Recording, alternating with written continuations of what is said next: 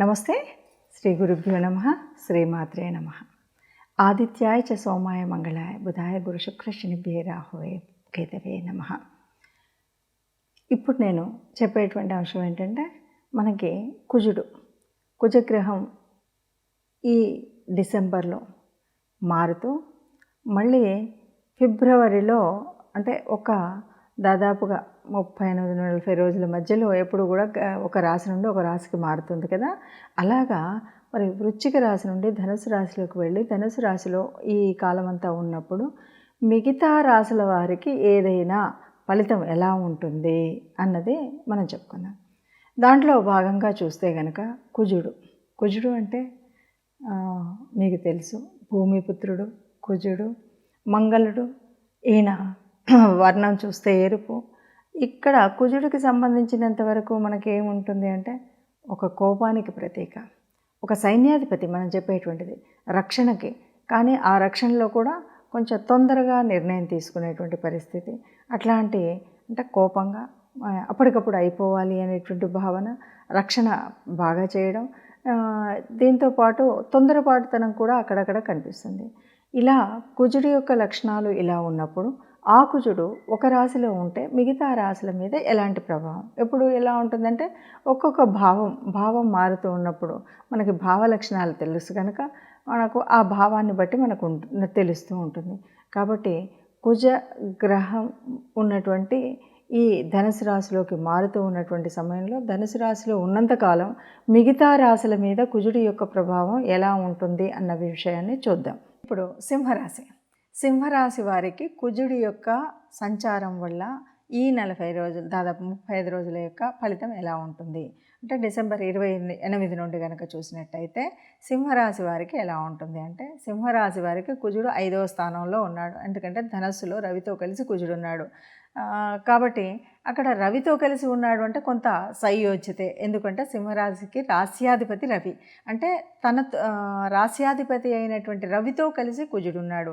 రవి కుజులిద్దరూ మిత్రులే కాబట్టి అనుకున్నట్టుగా కుజుడు అక్కడ ఉన్నాడు కాబట్టి చెడు జరుగుతుంది అని మనం చెప్పక్కర్లేదు, చాలా బాగుంటుంది.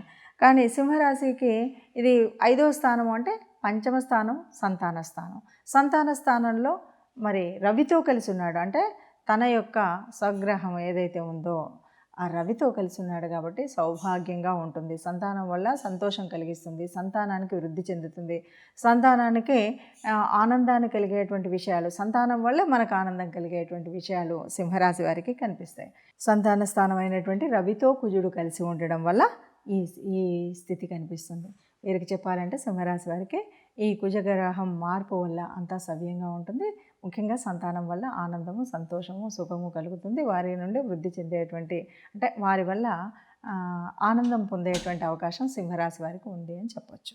ఇప్పుడు మనం విన్నదాన్ని బట్టి ఈ రాశులకు కుజుడి యొక్క ప్రభావం ఇలా ఉంటుంది అని తెలుసు కాబట్టి తప్పకుండా మనం చేయవలసినటువంటి కొన్ని పరిహారాలు చేసుకున్నట్టయితే ఈ కుజుడు ధనుసు రాశిలో ఉన్నంతకాలం మనం హాయిగా ఉండొచ్చు అని చెప్పడానికి కొన్ని, ముఖ్యంగా నవగ్రహ మండపానికి వెళ్ళినప్పుడు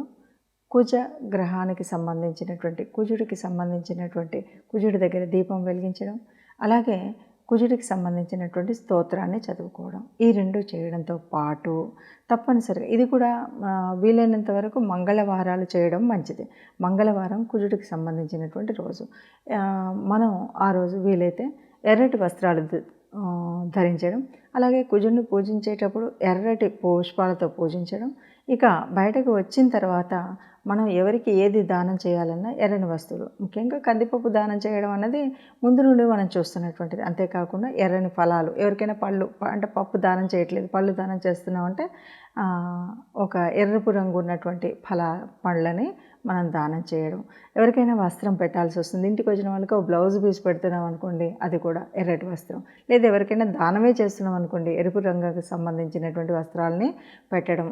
వీటితో పాటు గోశాలకు వెళ్ళడం, గోశాలలో మనం గోమాత సేవ చేయడం కాకుండా గోమాతకి గ్రాసాన్ని అందించడం అనేటువంటివి కనుక చేసినట్టయితే మనకి ఈ దోషాలన్నీ పోతాయి. ఇవేవి నా వల్ల కాదు అనుకుంటే కనీసం మంగళవారం సుబ్రహ్మణ్య స్వామి దగ్గరికి వెళ్ళి సుబ్రహ్మణ్య స్వామి ఆరాధన లేకపోతే అభిషేకం చేసుకున్నట్టయితే, లేదా సుబ్రహ్మణ్య స్వామికి స్తోత్రం చదవడం, లేకపోతే ఆయనకు సంబంధించినటువంటి దేవాలయానికి వెళ్ళి మీకు ఏ స్తోత్రం ఏది రాదు అంటే నమస్కారం చేస్తే ఆ కుజుడి వల్ల వచ్చేటువంటి ఏదైనా చెడు ఉంటే, ఆ దోషం ఉంటే ఆ దోషం తొలగిపోయి మనకు ఈ 40 రోజులలో ఎలాంటి చెడు జరగకుండా ఉంటుంది. ఇది గుర్తుపెట్టుకొని తప్పకుండా మనకి గ్రహాలేవి కూడా మన మీద కోపం పెంచుకోవు. ఏ గ్రహం కూడా కోపాన్ని కాదు, మనకున్నటువంటి పూర్వపుణ్య ఫలితమే ఇక్కడ అనుభవిస్తాం. కాబట్టి అది దృష్టిలో పెట్టుకొని గ్రహాల అనుగ్రహం కోసం తప్పనిసరిగా మనం గ్రహ ఆరాధన చేయడం అన్నది మర్చిపోకుండా ఉంటే సుఖంగా ఉంటాము. విన్నారుగా?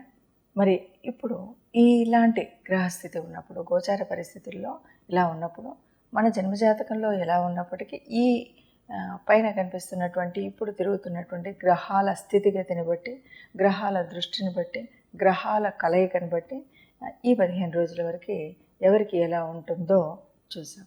అంటే దీన్ని పూర్తిగా ఇలాగే మాకు జరుగుతుంది అనేటువంటి భావన కాకుండా, మనకు జన్మజాతకంలో ఉన్నటువంటి గ్రహాల యొక్క స్థితి ఎలా ఉంటే దానికి అనుగుణంగా దీన్ని కొంత మనం తీసుకుంటూ ఉంటాం. మనకు నిజంగా మన జాతకంలో ఉన్నటువంటి కలిసి వచ్చే యోగించే గ్రహాలు ఏవి ఉన్నాయి ఏంటి అన్నది కూడా కొంత పనిచేస్తుంది. కాబట్టి పూర్తిగా అయితే కాదు, కానీ కొంతవరకు ఈ గ్రహస్థితి ఇలా ఉన్నప్పుడు మనకి ఇలాంటి ఫలితాలు వస్తాయి అన్నది మాత్రం తెలుస్తుంది. ఏది ఏమన్నా గ్రహాలు ఇలా ఉన్నాయి కాబట్టి మనకు అంటే రాశిలో కానీ, ద్వితీయంలో కానీ, ఇంకెక్కడైనా సరే మనకు ఉన్నటువంటి భావాల్లో ఎక్కడెక్కడ ఉన్నప్పుడు ఏమేమి పరిహారాలు తీసుకుంటే బాగుంటుంది అని మనం తెలుసుకున్నప్పుడు కొద్దిగా ఆ పరిహారాల మూలంగా ఏదైనా మనకి కష్టం కొద్దిగా అంటే ప్రయాణ ఇబ్బందులు కానీ కొంచెంగా ఎక్కడైనా ఏదైనా అనిపించినా ఈ పరిహారాలతో మనకి ఆ చెడు ప్రభావం అనేది ఉండకుండా ఉంటుంది. అందువల్ల మనం అందరూ కూడా సుఖంగా ఉండాలని భావించేటువంటి భావనే అయినప్పటికీ గ్రహశాంతి అనేటువంటిది, ఎందుకంటే మనం గ్రహాల యొక్క అనుగ్రహం మన మీద ఉండాలి, దేవతల యొక్క అనుగ్రహం ఉండాలి. కాబట్టి తప్పనిసరిగా ఎవరైనా ఏదైనా తమ యొక్క ఇష్టదైవాన్ని ఇంటిలో వెలుపును నిత్యం ప్రార్థించినట్టయితే ఈ ఇబ్బందులు ఏవి ఉండవు. అందరం సుఖంగా ఉండాలి, అందరూ ఉండాలి, అందులో మనం ఉండాలని భావిస్తూ సర్వే జనా సుఖినో భవంతు.